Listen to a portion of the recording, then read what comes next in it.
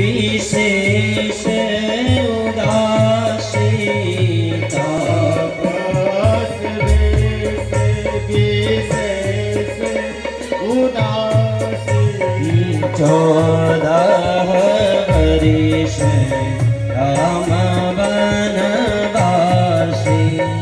14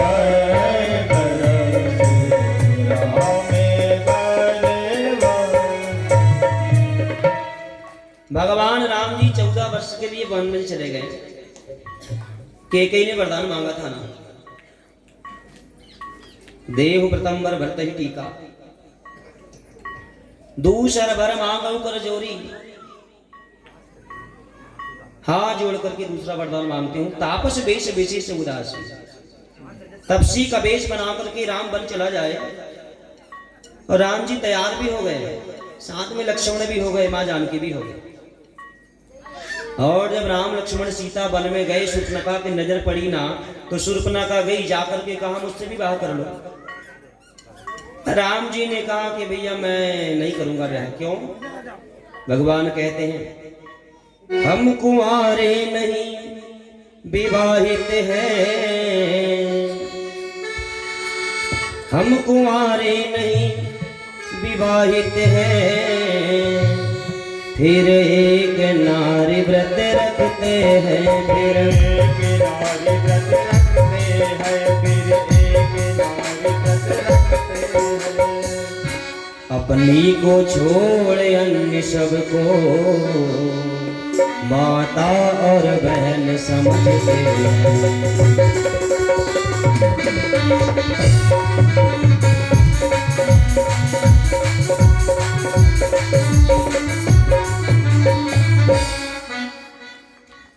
भगवान कहते हैं कि हम कुंवारे नहीं, विवाह हो चुका है हमारा, पत्नी साथ में है। शूर्पणखा ने कहा क्या हो गया, पत्नी साथ में है तो एक और कर लो। राम जी ने कहा कि नहीं नहीं मैं दूसरी नहीं करूंगा, क्योंकि मैं पत्नी प्रता हूं, एक पत्नी। शूर्पणखा ने कहा तू अब तुम ज्यादा मत बताओ, हाँ तुम्हारा पूरा खानदान मुझे पता है, तुम्हारे पिताजी की 10,065 है, तुम दो नहीं कर सकते क्या? अरे तुम्हारे पिता की 10,065 रानी है, तुम दो में मना कर रहे हो। राम जी ने कहा देवी वो पिताजी है, वो राजा है कौशलपुर, समर्थ को नहीं दोष, वो समर्थवान है, वो राजा है, मैं तो नहीं करूंगा। राम जी ने मना किया तो राम जी ने कहा एक काम करो, मेरा जो छोटा भाई है ना उसके साथ स्त्री नहीं है, उसके पास जाओ, शायद वो तुमसे ब्याह कर ले। और लक्ष्मण जी के पास भेज दिया। शूर्पणखा गई, जाकर कहा लक्ष्मण जी तुम्हारे भैया कह रहे हैं कि जाके माला डाल दे, लक्ष्मण को डाल दो क्या? लक्ष्मण जी ने कहा माला डालना है तो राम जी को डाल। अरे भाई वो राजा है, मैं तो सेवक ठहरा। नहीं आप वो कह रहे हैं कि वो लक्ष्मण से विवाह कर, मैं आपसे विवाह करना चाहती हूँ।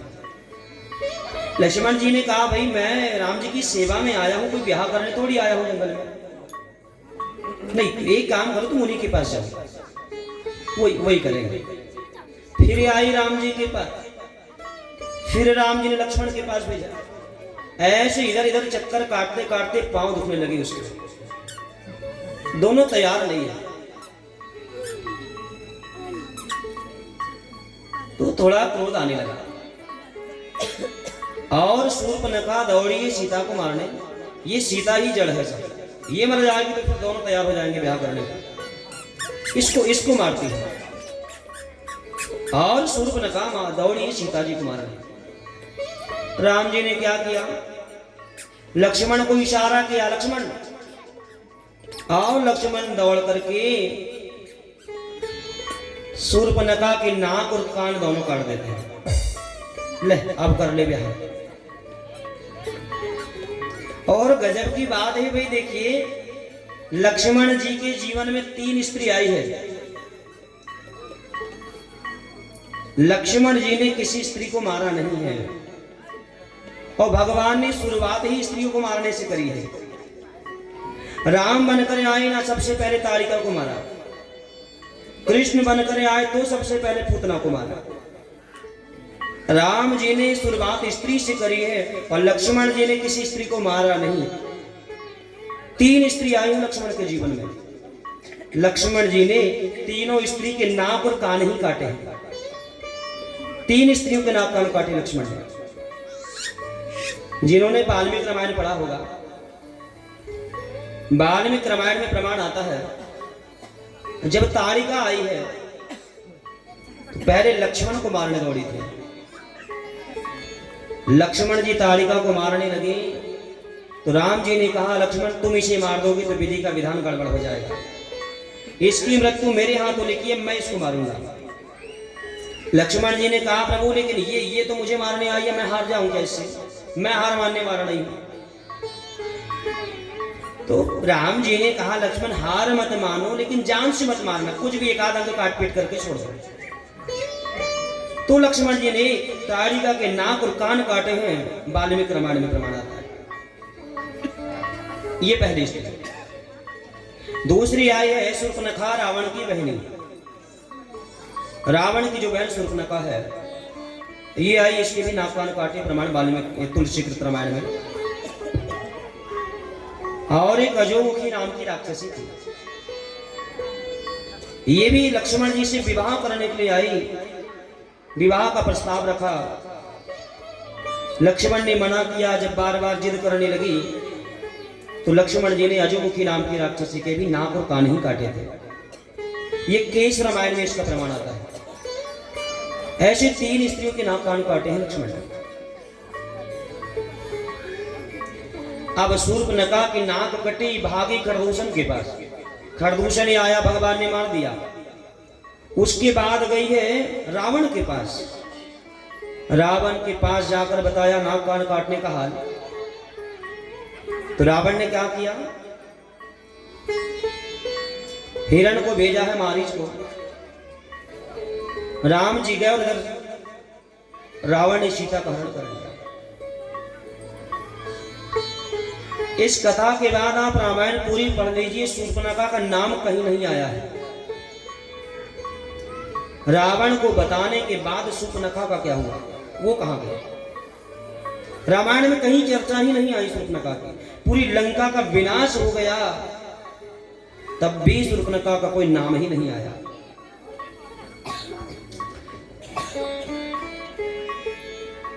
शूर्पणखा जो है, इसका पति था विद्युज्जीवा, और लंका का विनाश करवाने में पूरा श्रेय था शूर्पणखा का। जानबूझ करके किया उसने। खुद चाहती थी कि रावण का पूरा कुल सहित विनाश हो जाए, सगा भाई था रावण। क्यों? कारण ये है, शूर्पणखा का जो पति था विद्युज्जीवा, उसको रावण ने ही मारा था। तब से शूर्पणखा ने प्रतिज्ञा किया था कि तूने मेरे परिवार को उजाड़ दिया, मैं भी तेरे वंश में एक दीपक जलाने वाला तक नहीं बचने दूंगी। क्योंकि विद्युज्जीवा इतना ज्ञानी था कि रावण भी पीछे था। रावण को लगा अगर विद्युज्जीवा होगा तो मेरी पूछ कम हो जाएगी, इसलिए ईर्ष्या के कारण उसने विद्युज्जीवा को मार दिया था। पति की मृत्यु का बदला लेने के लिए शूर्पणखा ने ये सारी रचना रची है। और जब शूर्पणखा ने राम जी को देखा, इतने सुंदर हैं भगवान राम जी की, शूर्पणखा वास्तव में आकर्षित हो गई भगवान को देखकर। और शूर्पणखा के मन में भगवान को पाने की इच्छा हो गई, लेकिन भगवान ने तो साफ मना कर दिया था विवाह के लिए। तो रावण को बताया, और जैसे ही रावण ने सीता का हरण किया तो शूर्पणखा समझ गई कि अब रावण को कोई नहीं बचा सकता, इसका तो विनाश निश्चित है, अब यहां रहने से कोई मतलब नहीं है। और शूर्पणखा पुष्कर तीर्थ चली गई है रावण को बताने के बाद। पानी में खड़े होकर के शूर्पणखा ने 10,000 वर्ष तक तपस्या करी भगवान शंकर की। 10,000 वर्ष तपस्या करने के बाद भगवान शंकर प्रसन्न हो गए। वरम ब्रूहि, वर मांगो। क्या चाहिए? शूर्पणखा ने कहा, राम जी मेरे पति बने, मुझे आप ये वरदान दीजिए। शिव जी ने कहा, देवी ये इच्छा तुम्हारी पूरी नहीं हो सकती। क्यों? क्योंकि राम है मर्यादा पुरुषोत्तम, और मर्यादा पुरुषोत्तम अगर दूसरा विवाह कर ले तो कहां की मर्यादा रह जाएगी? नहीं। और राम जी तो मेरे इष्ट देवता हैं, मैं उनको आदेश नहीं दे सकता। तुम्हारी इच्छा पूरी नहीं होगी। तो शूर्पणखा ने कहा, ठीक है, विवाह ना करें, कोई बात नहीं, कम से कम 2 महीने तो मेरे साथ में रहें और मेरी काम इच्छा को राम जी पूरी करें, काम इच्छा ही पूरी कर दें। ठीक है। शिव ने कहा कि इस जन्म में ये भी नहीं हो सकता, लेकिन हाँ तुम कहो ना तो अगले जन्म में ये हो सकता है। अरे महाराज, वो कभी भी किसी भी जन्म में हो जाए, पर मैं राम जी के साथ काम इच्छा पूर्ण करना चाहती हूँ। शिव ने आशीर्वाद दे दिया, राम जी दूसरे जन्म में आकर के तेरे घर खुद चल करके आएंगे और तेरी काम इच्छा को पूर्ण करेंगे। आज वही राम जी शिव के आशीर्वाद से कृष्ण बन करके आए हैं और शूर्पणखा कुब्जा बन करके आए हैं। शिव का पूर्व जन्म में आशीर्वाद था ना, इसलिए भगवान ने बिना विवाह के कुब्जा के साथ रह करके 2 महीने काम इच्छा को पूरी किया। और आनंद रामायण में तो प्रमाण आता है, जो मंत्रा थी ना, ये मंत्रा ही कुब्जा बनी है। अलग कल्प भेद के अनुसार कथाएं अलग अलग शास्त्रों में अलग अलग आती है। गर्ग संहिता के अनुसार शूर्पणखा ही कुब्जा बनी है। ऐसे भगवान ने कुब्जा पर कृपा करी है, और कुब्जा पर कृपा करके थोड़ा और समय बीता। भगवान आगे बढ़े। ततः पुराण प्रक्षिमानो धनुषः स्थानमच्युता अस्मिन् प्रविष्टतो दादृशो धनुरेन्द्रमिवाद्भुतम्। धीरे धीरे धीरे भगवान थोड़ा आगे बढ़े हैं, मथुरा के बाजार में पहुंचे हैं, और मथुरा के बाजार में सब व्यापारियों ने भगवान का स्वागत किया, भेंट सामग्रियां दिया भगवान को। सबकी भेंट स्वीकार करते करते कन्हैया जी आगे बढ़े हैं, और जहां रंगेश्वर महादेव जी के मंदिर में धनुष रखा था, वहां पर भगवान पहुंचे हैं। वहां जाकर के भगवान ने देखा एक धनुष रखा है, जिसकी लंबाई 7 ताड़ के वृक्ष के बराबर है, और 8 धातुओं से इस धनुष का निर्माण हुआ था। पूर्व काल में ही राजा, यह जो धनुष है, ब्रह्मकुल नंदन श्री परशुराम जी ने यह धनुष राजा यदु को दिया था, और कंस यदुवंश का है, इसलिए वंश परंपरा के साथ में यह धनुष उसके पास है। 8 धातुओं से इसका निर्माण हुआ था, अष्टधातुओं से, और भारी इतना था कि जब 5000 लोग मिलकर के एक साथ उठाते हैं तब ही उठता था। और कंस जो है अपनी जान से ज्यादा इसकी रक्षा करता है। क्यों? क्योंकि ब्रह्मा जी से पूछा मेरी मृत्यु कब होगी, तो कहा जब ये धनुष टूट जाएगा समझ लेना कि तेरा भी अंत आ गया, और जो धनुष को तोड़ेगा वह तुझे नहीं छोड़ेगा, वही तुझे मारेगा। इसलिए 5000 सैनिकों को हमेशा लगा करके रखता है सेवा में, धनुष की रक्षा के लिए। आज 5000 सैनिक खड़े हैं धनुष के पास। भगवान गए देखने के बहाने, और भगवान देख रहे थे, सेवकों ने कहा बालक पीछे पीछे, थोड़ा पीछे खड़े रहो। कहां मानने वाले भगवान? गए भगवान जाकर के एक ही हाथ से धनुष को उठाया और बीच से 2 टुकड़े कर दिए, तोड़ दिया भगवान एक ही हाथ से धनुष। धनुषो वज्यमानस्य शब्द स्मरोदशे दिशा पुर्याम स्वयं श्रुत्वा कंसं स्त्रासमुपागमत्।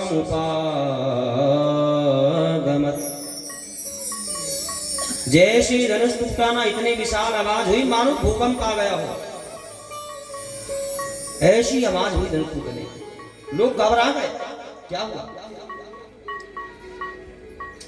जो 5000 सैनिक लगे थे ना, बड़े आश्चर्य में पड़ गए। भैया, हम 5000 सैनिक जब मिलके उठाते थे तब जाकर बड़ी मुश्किल से धनुष उठता था, ये छोटे सी बालक ने धनुष उठा लिया। अरे उठाने की छोड़ो, इसको तोड़ भी दिया। अब कंस महाराज हमें नहीं छोड़ने वाले। तो जो 5000 सैनिक थे ना, वो भगवान को मारने दौड़े और कृष्ण बलराम ने उसी टूटे हुए धनुष के टुकड़े से उन 5000 सैनिकों का देखते ही देखते विनाश कर दिया।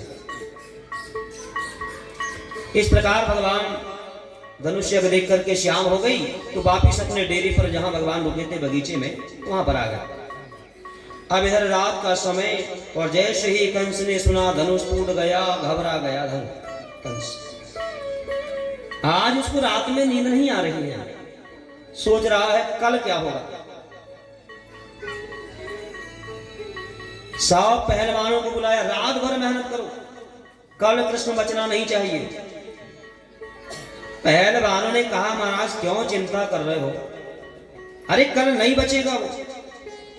रात भर कसरत करी है पहलवानों ने। रात में कुबलिया पेड़ हाथी को शराब पिलाया गया, और इतनी शराब पिलाई ना, नशे में जिसको देखता है ना तुरंत मारने दौड़ जाता है। ऐसी सारी योजना बनी, सारे लोग सो गए, पर कंस को नींद नहीं आ रही है। अतः जिसको पता चल जाए कल मरने वाला है तो नींद आएगी क्या उसको? डॉक्टर कह दे भैया तुम कल मर जाओगे, आज पेट भर खा लो और सो जाओ, आ जाएगी नींद क्या?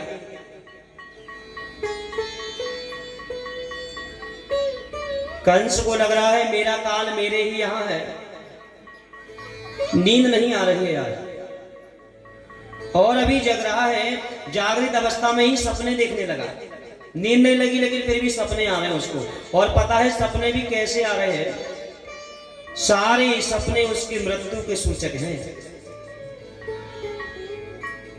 शास्त्रों में बताया गया है जो व्यक्ति मरने वाला है उसको मरने के पहले अपशकुन दिखाई देते हैं, और सबको दिखते हैं।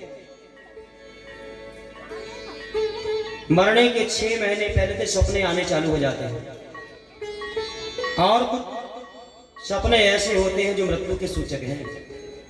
कभी सपने में कटे सिर का व्यक्ति दिखे तो समझ जाइएगा कि मरने का समय अब हमारा निकट है।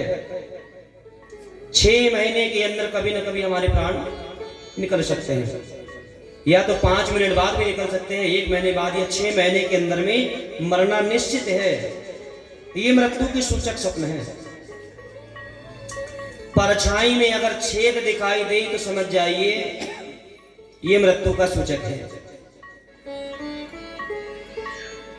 परछाई में छेद दिखे अगर सपने में तो समझ जाइए मृत्यु सूचक।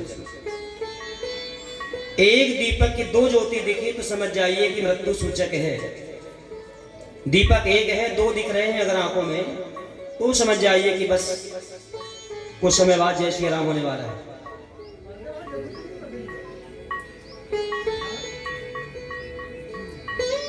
गरुड़ पुराण में एक और सूचक बताया है, एकांत स्थान में बैठ जाइए और हमारे दोनों कान में उंगली डाल करके उसको दबाइए। एकांत होना चाहिए जहां शोर बिल्कुल न हो। एकांत में बैठ करके दोनों कान में उंगली दबा करके रखिए, जोर से उंगली को दबाइए। आपको घर घर घर घर ऐसे एक शब्द सुनाई देगा। ये शब्द कब तक सुनाई देता है? मरने के 6 महीने पहले तक,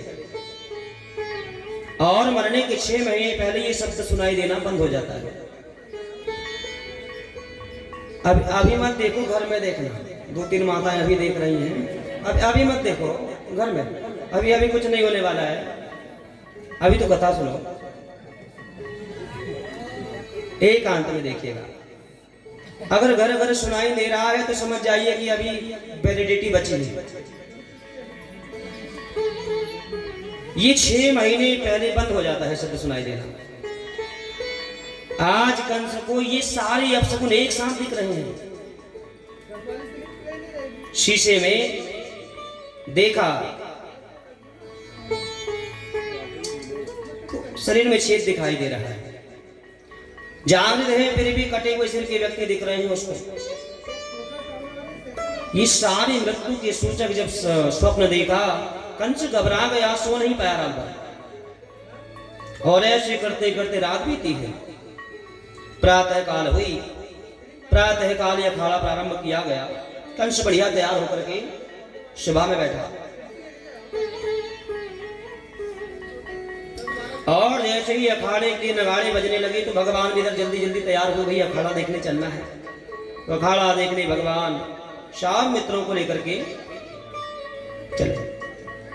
पहले ही द्वार पर भगवान पहुंचे, कुबलिया पेड़ हाथी खड़ा और इतना नशे में है ना, एक बार बस देखता है और महावत इशारा करता है और मारने दौड़ जाता है। और इतना बलशाली है कुबलिया पीठ, 1 लाख हाथी का बल अकेले कुबलिया पीठ में था, इतना बलशाली था। जैसे ही कन्हैया जी आए, महावत ने इशारा किया बस इसी को मारना है, और दौड़ा कुबलिया पीठ भगवान को मारने। जैसे ही कुबलिया पीठ को अपनी ओर आते देखा, दौड़े भगवान भी, और कृष्ण बलराम दोनों दौड़ करके हाथी के एक एक दांत को पकड़ा और घुमा करके जो एक चट्टान पर पटका हाथी को, दोनों दांत उखड़ गए हाथी के। दांत जब उखड़ी, जलन होने लगी तो क्रोध में आकर के सिर लेकर के दौड़ा भगवान को मारने। एक मुष्टि का प्रहार भगवान ने किया, और एक ही मुष्टि का प्रहार में कुबलिया पेड़ हाथी के भी प्राण निकल गए। महावत तो भागने लगा जब हाथी मरा, तो हाथी मर गया, अपन कहां बचने वाले हैं। बागा पकड़ा भगवान बलराम ने उसको, महावत को भी, उसको भी एक मुष्टि का प्रहार दिया, उसके भी प्राणांत हो गए। और तुरंत हाथी के शरीर से दिव्य ज्योति निकली है, और भगवान के चरण स्तुति करते हुए भगवान के चरणों में विलीन हो जाती है। भगवान उसका भी उद्धार कर देते हैं। महाराज परीक्षित जी प्रश्न कर रहे हैं, गुरुदेव ये हाथी कौन था जिसका भगवान ने उद्धार किया? सुखदेव जी कहते हैं, राजन पूर्व जन्म में राजा बलि का एक बेटा था, उसका नाम था मंदगति, और इसने तपस्या करके भगवान से 1 लाख हाथी का बल प्राप्त किया था।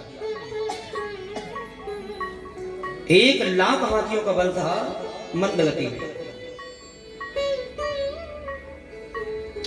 अब जिसमें 1 लाख हाथी का बल हो,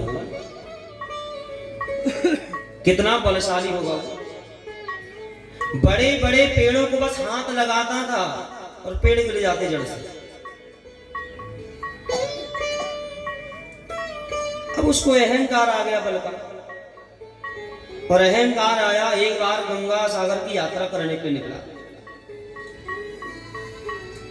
जैसे ही रंगनाथ जी की यात्रा के लिए बढ़ा तो हाथ हिलाते हुए जा रहा था अहंकार में।